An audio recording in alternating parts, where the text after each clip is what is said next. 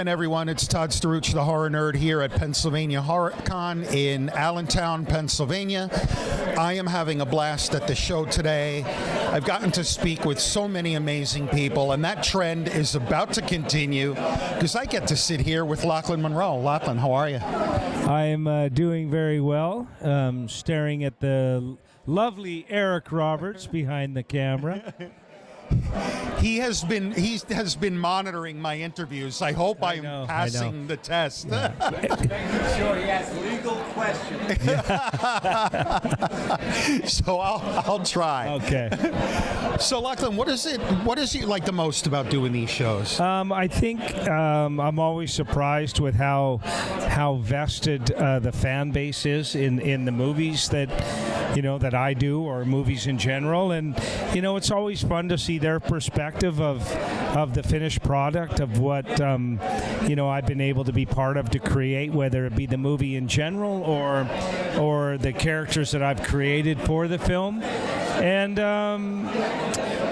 everyone that comes to these conventions, whether they be horror conventions or pop culture conventions, there's a commonality. Everyone's here because they all love movies, or whether they be horror, comedy, action, drama. Sure. So I really find that really cool because I don't do a lot of live theater or Broadway, so my interaction with the fan base are usually crew people while we're filming, right?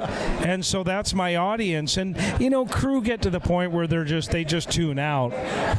I got you. And so, you're basically there creating characters, and that you're doing a good job when the director says, okay, move on. And then I get to talk to the people who pay their money to go see the films or watch in their living rooms at their house. And it's a lot of fun for me. And I like people. I'm a people lover. Like, I like to talk to people. So very cool. I got that impression the first time we met a couple of years ago. Yeah. So Lochlyn, how did you catch the acting bug? Was it at a very early age? No, I grew up in Canada, and so I wanted to be a professional athlete, of course, hockey. But I also grew up as a musician through high school, which was a lot different than all of my sort of my jock friends, I guess. And when I was playing hockey at a high level, I broke my femur really bad. And while I was kind of bedridden with that, I thought, oh man, I was always a drummer, singer, but I wanted to learn guitar, so I taught myself to play guitar. I'm in Vancouver, then my hockey career didn't go anywhere, so I started to play pubs in and around Vancouver. And that was right when Stephen J. Cannell was bringing in shows like 21 Jump Street and Wise Guy and all these shows, and I started to meet people in the arts and entertainment industry, and they would tell me, they went, I did background on this movie last night, and I would be like, what do you mean, what do you do? And so I started to be intrigued by it. I started to get involved in an acting program, and then I got an agent, and then she started to submit me for projects in Vancouver at the time, which would have been around 1987 or 1988.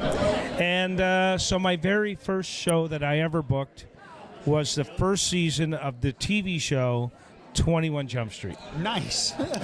When a guy named Johnny Depp had to introduce himself to me because I didn't know who he was. Nice. Listen. And that's kind of my journey. Yeah. That's cool. I'm a child of the 80s, so 21 Jump Street. Sure. That was huge. Absolutely. That was a big show. Yeah. And that was, so I was able to hone my skill in Vancouver before making my way to LA. And Jason Priestley from 90210 was kind of the small group of guys that I started out with. There wasn't a lot of us, so. But now Vancouver's filled with tons of amazing actors. There's a lot of filming that goes on there. A lot of productions come out of Vancouver. Yeah. And for the record, my respect for you went even higher now that you said you played ice hockey. Right. My daughter and I are both huge hockey fans. Oh, okay, so. Yeah. So I still play.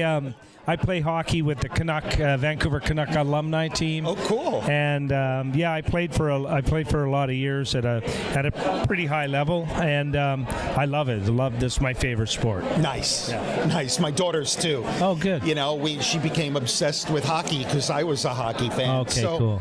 Speaking of obsessions, as I mentioned before we started the interview, she's double gonna go crazy because she loves white chicks. What a beautiful chocolate man! I love it. So now, once I tell her, when she sees this interview, and sees that you're a hockey player. Oh my God! And when I tell Olivia, he's too old for you. Olivia, and there will be a white chicks too. So there you go. You know, so at another recent convention, I had the chance to interview Maitland Ward and Ann Dudek. Yeah. And Ann said something, kind of hinted something about that. And then she said, "Oh, you're into horror. What if we did White Chicks 2 with like a horror comedy twist?" And I'm like, I'm in. Like, can I buy a ticket right now? Yeah, there you go. That'd be cool, right? So, speaking of white chicks, everyone I've talked to from the movie had like a funny moment or anecdote from set because they said they had such a hard time keeping a straight face. Yeah. Any specific memory you have from the movie? Oh, yeah. That you could share? Well, I mean, just all the running gag that my partner Gomez and I had all about the Who Would You Rather. I mean, there were a cajillion of them, and Keenan kind of kept the ones that he thought were the best. But I mean, that's why I love working with them so much, because we always shoot what is their Bible, you know, what they've written, and then they challenge you to improv. And those are the moments that I love, whether it been Scary Movie, White Chicks, Little Man, dance flick, all of it. They always challenge you to bring your game. And the coolest thing that Keenan ever taught me was that there was no vanity in comedy. And so he was all about just going for it, right? And if it doesn't work, it doesn't work. They don't sit and make fun of you because it didn't work. They just pick you up and go, you know what, let's try this. So that's what I really love about that family, is they're very supportive and obviously very talented, and they're just so like open to just trying things all the time. Excellent. Yeah. Excellent. So one last question. Any new projects you're working on now that you can share with us? What have I got going on? So I did a vampire movie that comes out soon called Vampires of the Velvet Lounge. Okay. With Mina Suvari, Tyrese Gibson, Stephen Dorff. And then I did a kind of a teen comedy that's a little bit raunchy, which is good to get back to, called The Marshmallow Experiment. That should be out soon. And Johnny Knoxville is in that, Steve Buscemi, Sarah Chalk, The two younger leads that lead the movie aren't well known, but they will be because they were both phenomenal. A young guy and a young girl. Daphne Keane was her name. And then I always forget because I'm lucky that I still work a lot, and then I forget what I've been doing. But there is stuff coming out. Easy is good, man. Yeah, no, I'm really fortunate, yeah. And then I'm just waiting to hear about a certain sequel that starts in October that I might be in Atlanta for, but you didn't hear it from me. I have no idea what you're talking about. You know, it's real quick. It's funny you mentioned like this raunchy comedy. Like my friends and I were just talking about the other day. Like, where did they all go? Those sort of, the whole. Is everybody so offended these days that you can't make a movie like that? Well, I think it's coming back. You know, the woke movement. The woke movement. I think there's positive things about the woke movement. My kids are 18 to 22, so I have kids that are in college that are very, but I appreciate certain things of the woke movement. I think it's great. but the pendulum, I think, swung a little too far. It's come back a bit. I think people have to lighten up. I don't think all comedy is hateful. You can poke fun at each other as long as it's not hateful and mean. I mean, you look at, like, people come up to me and they go, you could never make a white chicks nowadays. I'm like, why not? Right? Like, you can't have black men dress up as white women as a joke. Like, how is that racist? Right. It's so weird. I mean, even white people are more offended by Robert Downey Jr.